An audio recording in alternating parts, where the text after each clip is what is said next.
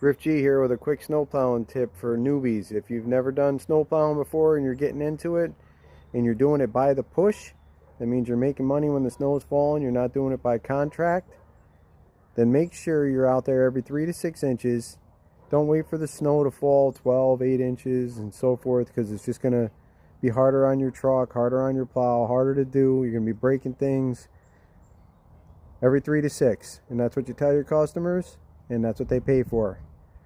And the customers that want to wait till the storm's over, then make them pay more.